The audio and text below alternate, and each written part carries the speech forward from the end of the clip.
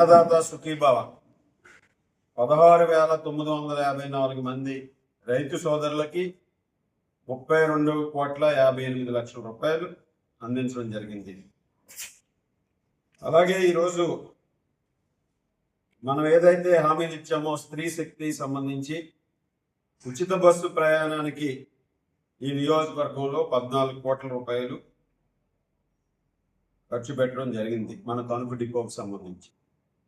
అదేవిధంగా ఆటో డ్రైవర్లకు సంబంధించి 1,317 మంది ఆటో డ్రైవర్లకు 1,97,00,000 రూపాయలు ఖర్చు పెట్టడం జరిగింది.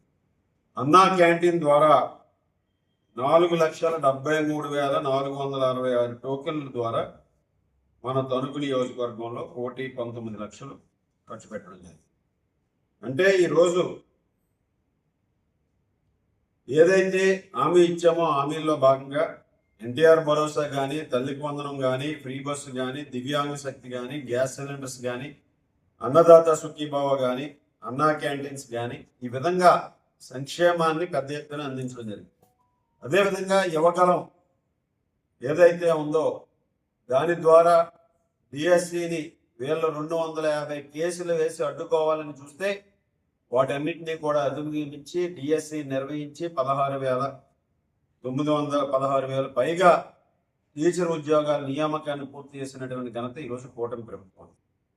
అదేవిధంగా పోలీస్ శాఖలో 5,757 మందికి కానిస్టేబుల్గా నియామకాలు చేపట్టడం జరిగింది. అలాగే ఈరోజు పారిశ్రామికులు ఈ రాష్ట్రం దేశంలో 100 రూపాయలు పెట్టుబడి పెడుతుంటే 25 రూపాయలు ఆంధ్రప్రదేశ్ రాష్ట్రంలో పెట్టుబడులు పెడుతున్నటువంటి పరిస్థితి. దాని ద్వారా 23 లక్షల కోట్లకి సంబంధించి ఈరోజు పనులు ప్రారంభమైన ఎంఓయూలు చేసుకున్నారు. దాని ద్వారా 29 కల్లా ఈ రాష్ట్రంలో దాదాపు 21 లక్షల ఉద్యోగాలు కల్పించాలనే ధ్యేయంతో ఈ ప్రభుత్వం ముందుకు వెళ్తాం. అలాగే ప్రభుత్వంలో పారదర్శక విధానాన్ని తీసుకొచ్చే విధంగా, పరిపాలనలో పారదర్శక విధానాన్ని తీసుకొచ్చే విధంగా ఈరోజు వాట్సాప్ ద్వారా మనమిత్ర వాట్సాప్ని తీసుకొచ్చి ప్రజలందరికీ కూడా ఈరోజు ఏ విధంగా పరిపాలన ఒక సుపరిపాలన అందిస్తుందో మనందరం కూడా చూసాం. ఈ విధంగా మనం చూస్తే మన తణుకు నియోజకవర్గం రాధాకృష్ణ నేనైతే సమాధి చేసేవాడిని, రాధయ్య గారు కాబట్టి అక్కడ ఓడిపోయాడు అని వెర్రవీగి కర్ర కాల్చి వాత పెట్టారు. ఆ వాతలు ఇంకా తగ్గలేదు, నీకు మరలా తయారయ్యావు. సో నువ్వు చేసినటువంటి అవినీతికి ఈరోజు మేము చెప్పట్లా, దర్యాప్తు సంస్థలు ఆన్ రికార్డు చెప్తున్నాయి. మేమేదో ఆరోపణలు చేయట్లేదు కదా. నువ్వు చేసే ఆరోపణలకి ఆన్ రికార్డు ఎవిడెన్స్ చూపించు. నీకేదైనా ఉంటే, మేమేదైనా తప్పు చేసామంటే, నువ్వు చేసినటువంటి తప్పులకి ఆన్ ద రికార్డ్ ఈరోజు ఉన్నాయి. పెద్దగా సానుభూతిగా మాట్లాడుతున్నావు. తప్పు చేస్తే తిహార్ జైలుకి వెళ్ళిపోతాను, అండమాన్ జైలుకి వెళ్ళిపోతానని. నువ్వు వెళ్ళక్కల్లా తిహార్ జైలుకి, అండమాన్ జైలుకి.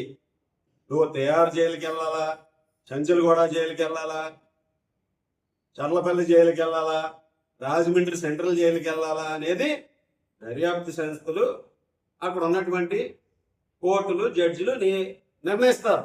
నువ్వు నేను నిర్ణయించేది కాదు అది. దీన్నేదో అక్రమంగా పంపట్లేదు. నువ్వు నీ దాకా వచ్చేటప్పటికి కులం వచ్చేస్తుంది నీకు.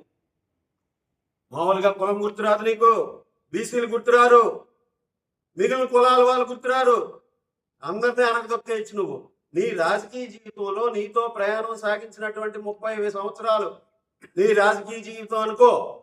నాకు తెలిసి 2009లో ఇక్కడ మొట్టమొదటిగా జడ్పీటీసీగా పోటీ చేసావు ఈ జిల్లాలో. నీ రాజకీయ జీవితం ప్రారంభించుకుని 2009 నుంచి రికార్డు తీసుకుని 2026 వరకు నీ రాజకీయ ప్రయాణంలో నువ్వు ద్వారకా తిరుమల నుంచి ప్రారంభించావు, తణుకు వచ్చావు, దెందులూరు వెళ్ళావు, తణుకు వచ్చావు. ఇన్ని సంవత్సరాల రాజకీయ జీవితంలో నీతో ప్రయాణించినటువంటి వ్యక్తులు ఎక్కడున్నారు ఇక్కడ?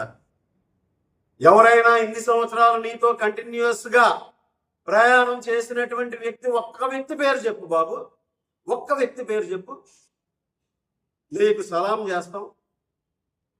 అందరినీ ముంచావు కదయ్యా నువ్వు, ఒకరిని కాదు కదా. నీతో ప్రయాణం చేసి నీతో డబ్బులు తగలేసుకున్న వాళ్ళని, కార్యకర్తల్ని, నాయకుల్ని ముంచి ఈరోజు మా కార్యకర్తలు చెప్తున్నారండి.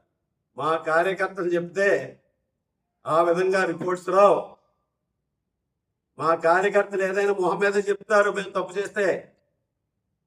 అది తెలుగుదేశం పార్టీ కార్యకర్తల దమ్ము, ధైర్యం. నీ చెవిలో చెప్పక్కర్లేదు, నా దగ్గరకు వచ్చి చెప్పే దమ్ము, ధైర్యం ఉన్నటువంటి కార్యకర్తలు తెలుగుదేశం పార్టీ కార్యకర్తలు. ఎవడైనా నువ్వేమన్నా ఒకరిద్దరిని కోవట్ని పంపుకుంటే ఆడేమన్నా నీకు తప్పుడు సమాచారం ఇస్తున్నాడేమో చూసుకో. నీతో ఒక్కడు ప్రయాణించట్లేదు. ఎంతమందిని నువ్వు బలి తీసుకున్నావు. ఇక్కడ అభివృద్ధి నిరంతరం జరుగుతూనే ఉంటుంది. మీ అత్తిలి గ్రామం నీ సొంత గ్రామానికి నువ్వేం చేసావు? నేను అత్తిలి గ్రామానికి చేశాను. ఈరోజు అత్తిలి గ్రామంలో రాబోయే రోజుల్లో 220 kV సబ్స్టేషన్ నిర్మాణం జరుగుతుంది. అక్కడ రాబోయే 2 సంవత్సరాలు అత్తిలికి కానీ అత్తిలి మండలానికి కానీ ఎక్కడా కూడా ఇబ్బంది లేకుండా అటువంటి ఇన్ఫ్రాస్ట్రక్చర్ నువ్వు ఏదైనా చేసావా? ఎక్కడైనా పెట్టావా? సో ఆ విధంగా నీ సొంత గ్రామంలోనే నీకు ఏ రోజు కూడా మెజారిటీ రాలేదు. నేను వచ్చాక స్థానిక సంస్థల్లో మా సొంత గ్రామంలో నేను వచ్చాక ఎప్పుడు కూడా ఓటమి చెందల. మేము వదిలేస్తే మీరు ఎంపీటీసీలు గెలిచారు. నువ్వు అధికారంలో ఉండి ఎన్నో దుర్మార్గాలు చేసి, ఎన్నో ప్రచారాలు చేసి, నన్ను బీసీలని ఎంట్లు వేయించి, తిట్టించి, దారుణాలు చేసినా అక్కడ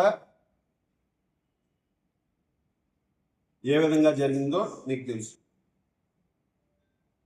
సో ఈ విధంగా నువ్వు